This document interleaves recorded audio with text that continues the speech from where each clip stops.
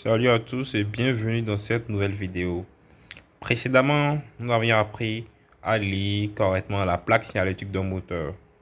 Maintenant, on va apprendre à faire un bon couplage au niveau de la plaque à bord. Généralement, on a une tension de 230 volts par 400 volts. Et on considère ce premier moteur. Sur sa plaque à borne, mais sa plaque signalétique du moins, c'est inscrit 230 volts par 400 volts. Comment est-ce qu'on doit réaliser ce couplage pour ne pas griller le moteur? Parce que lorsque le couplage est mal fait, le moteur s'emballe, il prend feu. Alors, ici, on a la tension composée du réseau et la tension simple. Ici, on a uniquement que des tensions triphasées. Là, on prend la tension composée du réseau qu'on compare à cette tension-là. On voit que la tension, la plus grande tension du moteur correspond à la tension triphasée. Alors, une petite astuce pour aller très rapidement. Lorsqu'on voit une tension inscrite comme ça sur le moteur, on place directement là, triangle, étoile. Donc, on voit que les deux tensions sont identiques et en haut de cette tension, il y a Y. Donc, pour ce type de moteur, le couplage qui est recommandé est le couplage étoile. Donc, pour réaliser un couplage étoile au niveau des plaques à bornes, c'est très simple. On prend juste un côté des bornes et on les relie entre elles.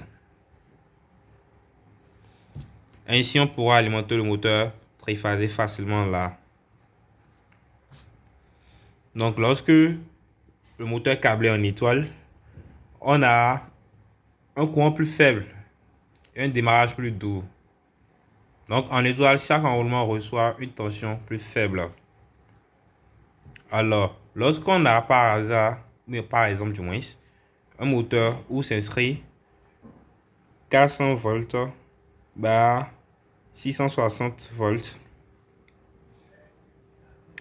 donc sans réfléchir avec l'astuce que je viens de vous montrer, on prend directement cette tension qu'on compare à celle-ci. Donc ici, c'est un couplage triangle. Donc pour rappel, en couplage triangle, le courant est plus élevé et un démarrage plus important. En triangle, chaque enroulement reçoit la tension totale du réseau. C'est bon? Ok. Donc lorsqu'on prend cet exemple-ci, je vais supposer des tensions. Un moteur 100 volts bar 230. Ici, un autre moteur. Un moteur 600 volts bar 1200 volts. Donc, en tenant compte de ce réseau, dites-moi quel type de couplage je peux faire pour le moteur A et quel type de couplage pour le moteur B. Merci d'avoir suivi la vidéo jusqu'à la fin. Et si ce genre de contenu vous intéresse, n'hésitez pas à vous abonner sur ma chaîne Ingé Tech Lab. Et on se tient pour la prochaine fois.